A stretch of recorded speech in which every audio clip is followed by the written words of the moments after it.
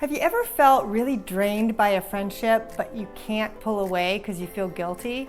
Today, we're going to be talking about what to do when a friend relies a little too much on you because you're probably in a codependent friendship. But if you're new, my name's Michelle Ferris. I'm a psychotherapist and I love helping people create relationships at work. If you notice that their needs are too much for you, they're wanting to spend an excessive amount of time with you, they seek your counsel or your advice or your validation a little too much for your comfort. Those are really important signs that tell you that you might be in a codependent friendship. So the first thing I want you to do is I want you to be honest with yourself and start assessing that friendship right now. What I want you to do is ask yourself, is this friendship still working for you? Because if the answer is, well, mostly, then these suggestions are going to help. If the answer is, no, I'm really done, then stay till the end where I show you exactly what to do to let go of that friendship. Now, some things to think about are, what are you getting out of the friendship? Because sometimes, even when a friendship is dysfunctional or codependent, there might still be good things in it. Maybe you have fun together. Maybe there are certain topics that you can't talk to anybody else about. Because part of what we want to do is to preserve what works and start detaching or getting rid of what doesn't work. Because not everybody is going to be your best friend.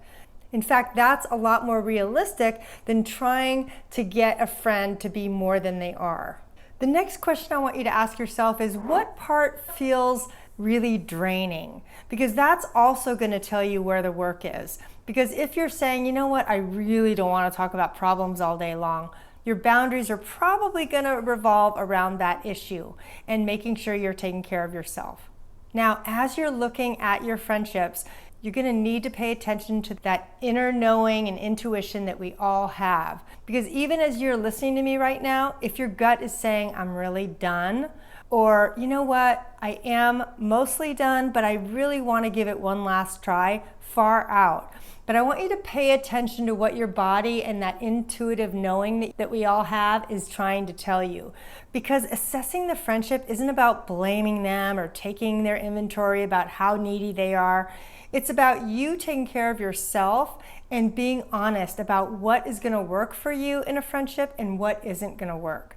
Because everybody's boundaries are different, and that's okay. So if you decide that the relationship is still worth saving, you're going to want to go to the next step, which is I want you to share your concerns honestly with your friend. And there's a certain way to do that, is I want you to use neutral terms. I want you to say something like, I really value our friendship, but I'd love to spend more time doing fun stuff instead of always talking about our problems. Or another way you could say it is, I notice in my relationships, I like a little more space. So I'd really like us to be able to chat maybe once or twice a week instead of every day. The goal is to be kind but clear. You don't want to be vague or general and say, well, you know, I really don't have a lot of time. I want you to be honest but neutral.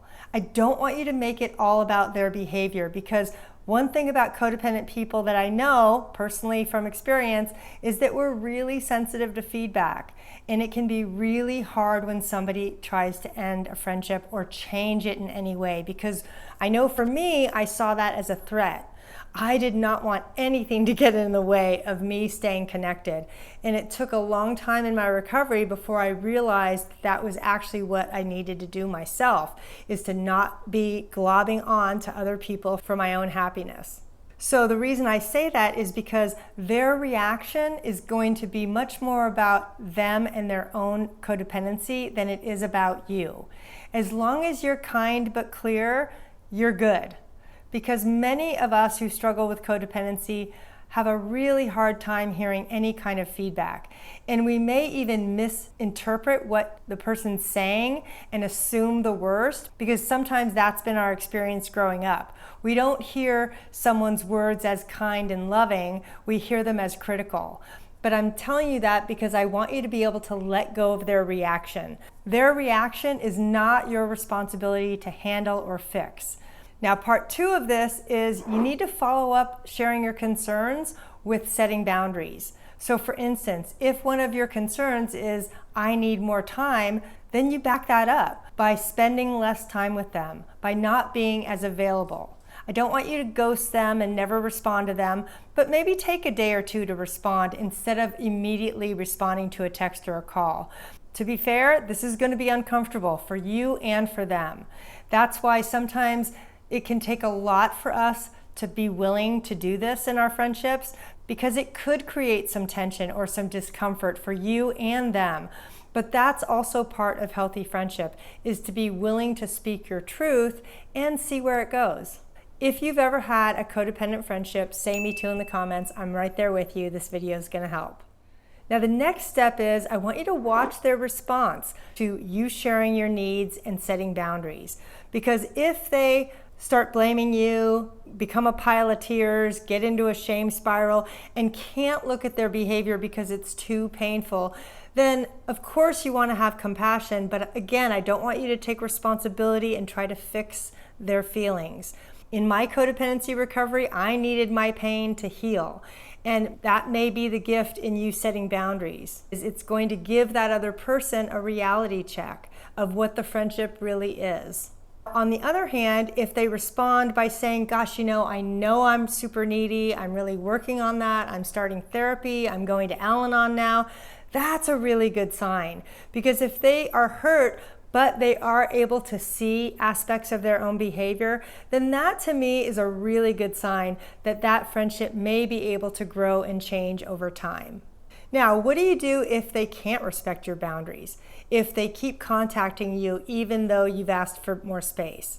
Then you have a choice to make. Do you want to start detaching more with love, which may or may not work because you've already said something, but you may need to actually say it again? Or is this a deal breaker? Is this something where, I can't hang with this person anymore because they're not respecting my limits? If it's the latter, I want you to just sit with that truth. It doesn't mean you have to take action right away and break up with them and have a big conversation. It doesn't mean any of that. You can choose how you want to let go, and I'm going to give you some ideas in the next step. But what I want you to do is just let that truth be okay. You don't have to feel bad or guilty that you don't want the friendship. For me, when people broke up with me early in my recovery, now I have tons of compassion for them. But at the time, I had no clue why they were breaking up with me. I had no clue how needy I was. In retrospect, I'm really glad they took care of themselves because they did me a favor. That friendship probably wasn't healthy enough to last and go the distance. So say you've done all you can do. You've shared your truth, you've set boundaries, you realize their reaction indicates that they are not able to look at their behavior in any way. Then we talk about how do you start to let go of this codependent friendship. Well, the good news is you've already started to by sharing your concerns. It's not going to be super shocking for them because you already started the ball rolling, being willing to have that conversation. So now we want to just follow up that conversation by letting them know where we stand right now. So the first thing I want you to do is I want you to write out 1 or 2 sentences what you're going to say. This is not something I want you to do on the fly because it can come out sideways and bite you later. I want you to really make sure it's kind but clear. Here's an example. I've really appreciated our friendship, but I realize that we're kind of going in different directions and I need something different. But I really appreciate you being in my life and I wish you the best. That can be a kind way to say it. Or you know what? I need to take a step back because I don't think we're in the same place anymore. That can be a really neutral way to say it because we don't want to make it about them. Or if you do want to name a certain behavior, you could say, I noticed that you need a lot more time and attention than I can give right now. And I just don't think I'm able to give you that. And again, you're also going to need to detach from their reaction. They may start crying. They may start feeling really bad about themselves. So you can be compassionate and say, I know this is really hard for you and I'm really sorry. I wish it could be different, but this is just where we are right now. So you can definitely be compassionate, but I don't want you to give in.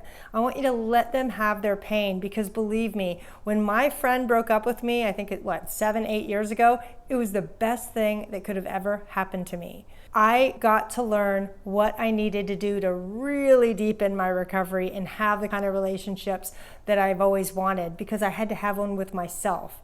And that person breaking up with me gave me that. This may be the bottom they need to hit to really start their codependency recovery, because you're not being mean or uncaring. You're simply trying to take care of yourself. And sometimes ending a friendship is part of that. So if you've ever been in a codependent friendship, I want you to share a little bit more in the comments about what that's been like for you. And so your next step is, I want you to go watch my video on the 5 mistakes to avoid when ending a friendship. Thanks so much.